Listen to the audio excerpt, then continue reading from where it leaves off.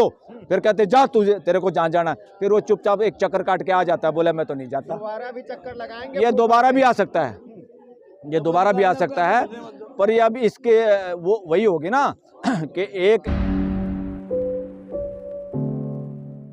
कहाँ कामयाब होगी, शकल दिखाना नहीं बनता उनका। ये अब 6 बार हो चुका। पलटू राम की फूफा है बीजेपी, पलटू राम की पोषक है आरएसएस। आरजेडी कौन है? आरजेडी तो अब लोगों की भावना के अनुरूप हो गई। आरजेडी ने तो वो काम कर दिया जो देश में अभी कोई स्टेट कर नहीं पाया। आरजेडी की कंधे पे बैठ के ही तो गिनती हुई, आरजेडी के कंधे बैठ के तो लोगों को भागीदारी और ज़्यादा परसेंटेज की मिली।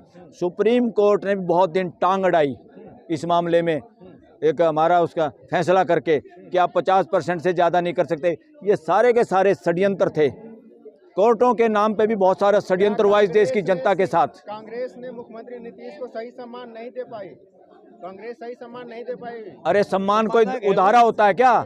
सम्मान तो अगर कोई कहोगे इस बच्चे ने मुझे ये बोल दिया इसलिए मैं नाराज हो गया, अगर मैं आत्म सम्मानी नहीं हूँ, मुझे अपने ऊपर कॉन्फिडेंस नहीं है, तो ऐसे रूसने वाले फूफा को कौन बार बार मनाएगा? ये तो वो होता है जो सारी शादी में एक ऐसा फूफा होता है, ऐसा रिश्तेदार होता है जो ये इंतजार करता है रूसने की बहाना क्या बनाना है। तो नीतीश कुमार उस तरह का फूफा है, उस तरह का रिश्तेदार है, और उसी तरह रूसने का उसने बहाना बनाया। और अब कम से कम देश समझ गया। अब कई बार शादियों में भी फिर क्या होता है, समझदार आदमी फिर क्या करते हैं कि इसके रिश्तेदार को, सोरे को रूसने दो, जाने दो, फिर कहते जा तुझे, तेरे को जहाँ जाना, फिर वो चुपचाप एक चक्कर काट के आ जाता है, बोला मैं तो नहीं जाता। दोबारा भी चक्कर लगाएंगे? ये दोबारा भी आ सकता है, ये दोबारा भी आ सकता है, पर ये अब इसके वो वही होगी ना कि एक ऐसा, मैं उसे नाम नहीं लेना चाहता, उससे तुलना नहीं करना चाहता इंसान की, कि जो बार बार दरवाजे पे जाता किसी किसी के, उसने धमका दिया तो उधर चला गया, उसने कह दिया भागो तो उधर चला गया। अब नीतीश कुमार ने वो आ गया, इसने बुढ़ापे में ऐसा काम कर दिया, वरना समाज में भी ये हो रहा था, प्रेशर हो जाता देश का, माहौल भी ऐसा बन सकता था, ये आदमी प्राइम मिनिस्टर बन सकता था। माँ कभी इस तरह करती है क्या?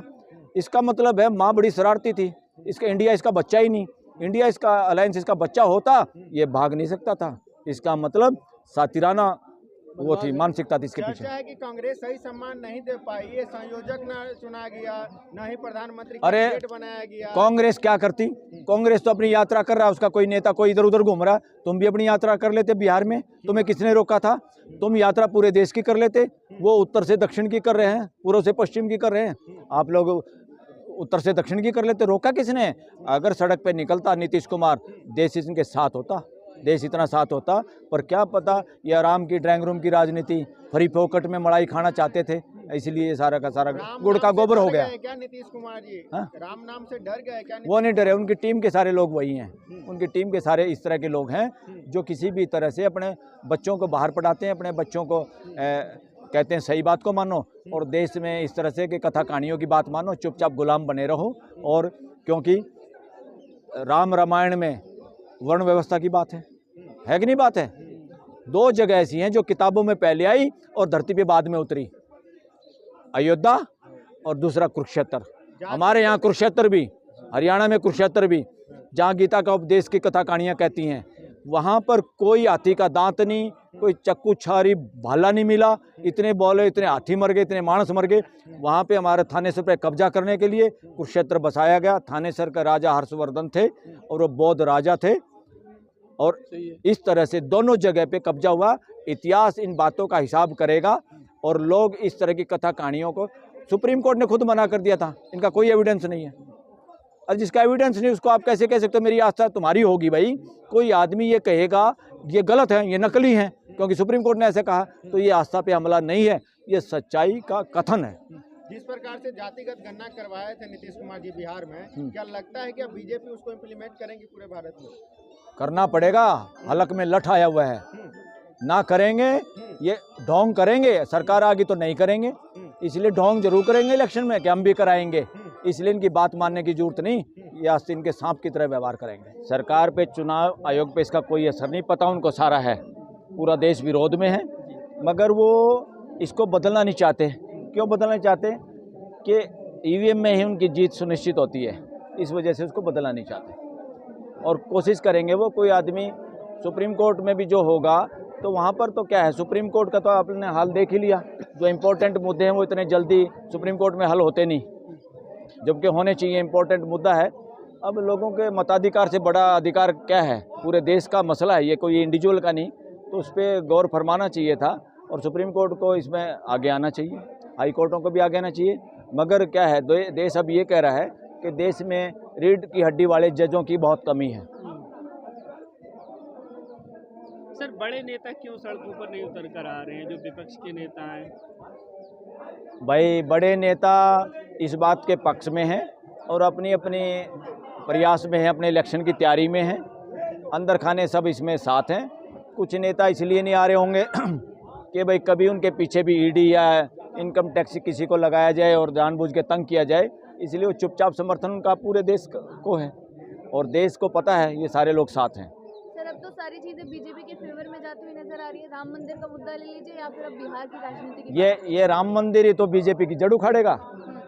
आपको पता है, राम मंदिर ही उखाड़ेगा जड़, क्योंकि देश सब समझ रहा है कि 26 जनवरी से पहले 22 तारीख को क्यों चुना गया, ताकि देश में तिरंगे बिकने की बजाय ये झंडे बिकना शुरू हो जाए, भगवा झंडे। और भगवा झंडे ज़बरदस्ती लगाए गए, डीयू पे लगाया गया, कहीं चर्च पे लगाया गया, कहीं मस्जिद में लगाया गया। ये गुंडागर्दी की गई। पूरा देश इसका समर्थन नहीं करता, पूरा देश इसके खिलाफ है। ये राम मंदिर चंद मनुवादी, जो कट्टर मनुवादी लोग हैं, जो वर्ण व्यवस्था नहीं कहेंगे इसको, वर्ण प्रथा, जो एक बीमारी है इस देश की, इसका पोषक है। और राम मंदिर एक तरह से गुलामी की निशानी है। क्या गुलामी की निशानी? क्योंकि अस्तित्व में कोई भी कहीं भी, इवन राजा का, शेर का राजा जिसको हमने बनाया हुआ है कथा कहानियों में, वो भी किसी चिड़िया पे बंदर उसको राजा नहीं मानता। समझे? राजा की कोई व्यवस्था, राजा नाम की प्रथा पूरे देश को स्वीकार्य नहीं, आपको भी स्वीकार्य नहीं। आपको स्वीकार्य है कोई राजा हो देश में, बाकी सब प्रजा हो? कोई भी नहीं चाहता। ये गलत प्रथाएं कथा कहानियों के द्वारा रची गई हैं, इससे मानसिक गुलामी की ओर ले जाते हैं देश को। इसीलिए किसी को अवतार बना दो कि वही बेड़ा पार करेगा। अब कुछ लोग तो प्राइम मिनिस्टर को ही भगवान या अवतार बताने लगे हैं। ये अवतार बताने का ढोंग है। इन लोगों को एक कानून बनाना पड़ेगा जो इस तरह से ढोंगवादी बात करेंगे, अस्तित्व की सच्चाई के खिलाफ बात करेंगे, जिसका कोई एविडेंस नहीं होगा, जिसकी कोई हिस्ट्री नहीं होगी, उस तरह का कोई भी प्रचार प्रसार करेगा, उन लोगों को जेल में डालना पड़ेगा इस देश में। तब देश का पीछा छूटेगा। इस देश की असली गुलामी कोई नहीं, ना मुगलों की गुलामी थी, ना अंग्रेजों की गुलामी थी। असली गुलामी जो आज भी जारी है, जिस गुलामी को बरकरार रखना चाहते हैं वर्ण प्रथा वाले लोग, ये सती, इससे ज़्यादा खतरनाक प्रथा कोई नहीं हमारे देश के लिए। इससे खतरनाक कोई, अब इसके खिलाफ आवाज़ें उठने शुरू हो गई है।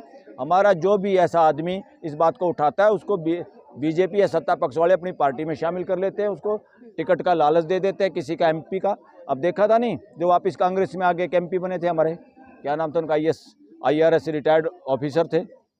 और दूसरे इवन अठावले जी, बॉम्बे में अठावले जी 2-3 दिन पहले सुप्रीम कोर्ट आए हुए थे, मेरी मुलाकात हुई उनसे। और मैंने कहा, अठावले जी, यहाँ पे लोग कह रहे हैं 3 SC क्लास के जज हो गए हैं, बड़ा काम हो गया। मगर कुछ नहीं काम हुआ, ये कब्जा हो रहा है सुप्रीम कोर्ट पे। जज जब होंगे, जब हिस्सेदारी 7 या 8 जजों की मिलेगी और बाकी बहुजन समाज के लोगों को मिलेगी, जब इस देश की सुप्रीम कोर्ट सही फैसला कर पाएगी। सुप्रीम कोर्ट में उस तरह की मानसिकता के लोग भरे हुए हैं जो कि वर्ण प्रथा को और मनुवादी मानसिकता से ग्रस्त हैं। बहुत सारे ऐसे लोग हैं, उनके फैसलों से, उनके आचार व्यवहार से पता चलता है। और उनके फैसलों की अगर जांच कर ली जाए, देश में सही आंकड़ों के हिसाब से स्टडी करी जाए, ये पता चल जाएगा इन कोर्टों में जमानत किसको आसानी से मिलती है, किसको नहीं मिलती, और किस वर्ग के लोग जेलों में सड़ रहे हैं, जिनको जमानत नहीं मिलती, छोटे छोटे केसों में जिनकी सज़ा होती है। और यहाँ मगरमच्छ जो मनुवादी या वर्ण प्रथा के लोग हैं, जो सो कॉल्ड हाई क्लासेस के लोग हैं, उनको मैं कहता हूँ मंडी और फंडी के लोग। मंडी और फंडी ने हर जगह कब्जा किया हुआ देश में, और मंडी और फंडी ही असली दुश्मन है इस देश के। मंडी और फंडी मानसिकता, मंडी पैसे से पैसा कमाना, मेरे पास पैसा है तो मैं ही धनी बनूंगा, आप लोग चुपचाप नौकर चाकर बने रहिए। मेरे पास बुद्धि है, मैं ही IAS बनूंगा, मैं ही नेता बनूंगा, मैं ही मुख्यमंत्री बनूंगा, आप लोग चपरासी बने रहिए। ये फंडी मानसिकता है। ये फंडी और मंडी मानसिकता इस देश के 140 करोड़ लोगों के साथ अभी तक न्याय नहीं हुआ। इनको आदमी मानने के लिए तैयार नहीं है। ये सो कॉल्ड व्यवस्था, मैं इसको अव्यवस्था कहता हूँ। जब इसकी कोई बात करता है उस आदमी को दाना डाल के पार्टियों में शामिल करके एमएलए एमपी का लालच दे के, सीएम का और क्या का, किसी चीज़ का गवर्नर का लालच दे के, उनको सिर्फ मुखौटा भर, जातियों के मुखौटे कर करके जातियों को धोखा देने का काम हो रहा है। ऐसे सारे नेताओं से चौकस रहो कि जो सत्ता के अंदर आपकी बात नहीं कर पाते, वो बात करते हैं तो उनको साइड लाइन किया जाता है, उनमें हिम्मत नहीं, और कोई ज़्यादा बात करना चाहता है उसको इनकम टैक्स ईडी में फंसाया जाता है। इस देश में अगर रीढ़ की हड्डी किसी नेता में है जिसने इस व्यवस्था का, इस कुव्यवस्था का विरोध किया, आज तक जेल में बार बार बेचारा, और इवन वो किडनी बदलवा के भी वो लालू यादव है, उसने कभी कोई समझौता नहीं किया। और उसी के बेटे की, उसी की पार्टी की वजह से ये नीतीश कुमार वो काम कर पाया जो वो चाहता, मुझे सरे मिले, सारा सरे मुझे मिले। माँ कभी अपने बच्चे को मार नहीं सकती, माँ अपने बच्चे के लिए खुद भूखी रह सकती है। यहाँ नीतीश कुमार ने जो कहता है मैं माँ हूँ इंडिया गठबंधन की और मेरी इज्जत नहीं है इसलिए मैंने इंडिया गठबंधन को छोड़ दिया, इसका मतलब उनके दिमाग में सातिराना चीज़ें पहले से मौजूद थी। वो इसका मतलब इंडिया में आके भी इंडिया से धोखा करने की साजिश वाला आदमी था। शुक्र है पोल खुल गई और पहले ही चला गया वो आदमी। और पलटू राम अकेला वो नहीं है, पलटू राम की गोल्ड मेडलिस्ट कोई है तो बीजेपी है, जो देश आज देख रहा है। देश चाहता था ये सुशासन, सुशासन की बात करते हैं, ये सुशासन का मतलब है शासन को सुरक्षित रखना, अच्छा शासन नहीं, शासन कैसे बना के जोड़ तोड़ करके रखा जाए, चाहे देश का बेड़ा गर्क हो जाए, चाहे लोग जातियों में बढ़ जाए, चाहे धार्मिक उन्माद हो जाए। नहीं, हिम्मत भगवा लेके लोगों की दुकानें तोड़ना, लोगों के दूसरे धार्मिक स्थानों पे झंडे लहराना, ये किसने इजाज़त दी?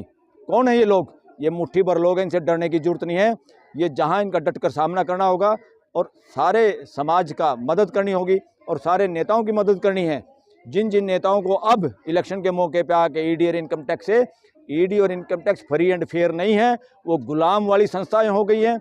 उनके इंचार्ज, उनके अफसर गुलामी फील कर रहे हैं, वो अंदर खाने आप लोगों के साथ हैं। ऐसे गुलाम संस्थाओं का भी घेराव करने की जरूरत है देश को, और इन सब नेताओं की पूरी खुल के मदद करनी पड़ेगी। समाज सामने आएगा तब ये ईडी आईडी नाम के सो कॉल्ड टाइगर जो गले में सरकारी टाइगर जो हैं, तब ये पकड़ में आएंगे और इनको पकड़ना बहुत जरूरी है। नीतीश कुमार का एनडीए में जाना कहीं ना कहीं कांग्रेस की इसमें कुछ खामियां हो नहीं, सकती है? कांग्रेस की कोई खामी नहीं, इससे नीतीश कुमार का चरित्र चीर चीर हो गया, पता चल गया कितना खोखा लीडर था। हम सोचते थे बहुत अच्छा है, इस पे भ्रष्टाचार नहीं। भ्रष्टाचार क्या होता है? भ्रष्टाचार में दो चीज़ें आती हैं, आपका आचरण और आपके विचार। कई बार आप आचरण से ऐसे लगते हैं जैसे आप बहुत अच्छे आदमी हैं और आपके विचारों में गोबर भरा हुआ होता है, वो सबसे ज़्यादा भ्रष्टाचारी हैं। आज नीतीश कुमार ने शामिल कर दिया लालू पे, तो पैसे का ही इन्होंने ज़बरदस्ती, मनुवादियों ने चारा घोटाला चौरा घोटाला करके, और जुडिशरी ने भी जो काम, आज तक मनुवादी लोगों को इस देश में जेल नहीं हुई, वर्ण व्यवस्था के मंडी और फंडी के नेताओं को आज तक कोई जेल नहीं हुई। सबसे पैसा भ्रष्टाचार का इन लोगों के पास है। ये इसलिए क्योंकि इस व्यवस्था के लोग बहुजन के जज नहीं हैं हाई कोर्ट और सुप्रीम कोर्ट में, इसीलिए आज तक जो भी गिरफ्तार हुआ है, जिसको जेल हुई है, और बहुजन के लोगों को, बहुजन के नेताओं को जेल हुई है, और दूसरे मंडी और फंडी के नेताओं को आज तक जेल नहीं हुई। सारा पैसा डकार के मारे हुए ये लोग भ्रष्टाचारी। नीतीश कुमार लालू यादव से, लालू को तो चारे का आरोप लगा रहे, वो मानसिक तौर, वैचारिक तौर पे नंबर 1 का भ्रष्टाचारी साबित हुआ आज। तो कहीं ना कहीं किसी बात का तो डर था। अब डर क्या क्या था देश के सामने आ जाएगा। वो डर, उसके मंत्री संतरियों पे प्रेशर था, कोई ईडीपीडी का हो सकता है, या उसके जो मंत्री संतरी हैं वो मनुवादी मानसिकता के लोग हैं, उसकी चारों तरफ जो लोग हैं, हो सकता है वो चाहते ही नहीं कि दूसरे इंडिया गठबंधन की सरकार आ जाए। उनके हित किसी भी पार्टी में, सभी पार्टियों में मनुवादी मानसिकता का या वर्ण प्रथा का पोषक जो आदमी होगा, वो खतरनाक आदमी है उस पार्टी के लिए भी। ऐसे सबसे सावधान होने की जरूरत है। ये मंडी और फंडी मानसिकता हर पार्टी में घुसी हुई है, हर इनकी जड़ें इतनी गहरी हैं जैसे 3rd स्टेज का कैंसर होता है। बड़ा ध्यान से रेडिएशन करके ख़त्म करना होगा। सर, एक आखिरी सवाल, लालू यादव जी पर जो ईडी की कार्रवाई हो रही है, किस तरह से देख रहे हैं कि ये 2000 लोकसभा चुनाव है, लालू यादव के लिए पूरे बिहार को सड़कों पर उतरना चाहिए। और ईडी, इनकम टैक्स ये फेयर नहीं है, और क्योंकि देश की कोर्टें स्लो हैं, हाई कोर्ट और सुप्रीम कोर्ट, क्योंकि ये गिरफ्तार करके लोगों का फंडामेंटल राइट, जमानत तक नहीं दी जा रही, और लोगों के केस, झूठे केस बना बना के फैब्रिकेट करके उनको लगातार जेल में रखने की कोशिश है। अरे इमरजेंसी में तो जनता के प्रेशर से इंदिरा गांधी को इलेक्शन कराने पड़े थे, लोगों को छोड़ना पड़ा था और जेल में पूरी सुविधाएं मिलती थी। यहाँ तो एक तरह से उनको वो जलील करने का काम हो रहा। तो देश के सारे कर्मचारियों से, ख़ास तौर पे इनकम टैक्स आईडी वालों से भी, ब्यूरोक्रेसी से, जेल के कर्मचारियों से और जजों से, पूरे देश के जजों से हमारा आह्वान है, कृपा करके संविधान के पक्ष में रहें, अपनी शपथ के पक्ष में रहें, लोगों के फंडामेंटल राइट की सुरक्षा करें, लोगों को इमीडिएट जमानत दें अगर कोई पकड़ भी लिया है, क्योंकि ट्रायल में होती है सज़ा। तो अगर जमानत देने का काम हाई कोर्ट, सुप्रीम कोर्ट नहीं करेगी तो ये देश पूरी तरह समझ लेगा और इन संस्थाओं के खिलाफ भी खड़ा हो जाएगा। ये संस्थाएं सरकारी हो गई हैं और ये अपनी शपथ के खिलाफ काम कर रहे हैं और ये देश के रक्षक होने की बजाय ये पूरी संस्थाएं, हर तरह की संवैधानिक संस्थाएं आज भक्षक का रूप धारण कर रही हैं। साथियों, खबरों में बने रहने के लिए फोरम 4 को सब्सक्राइब करें और नोटिफिकेशन पाने के लिए बेल आइकन दबाएं।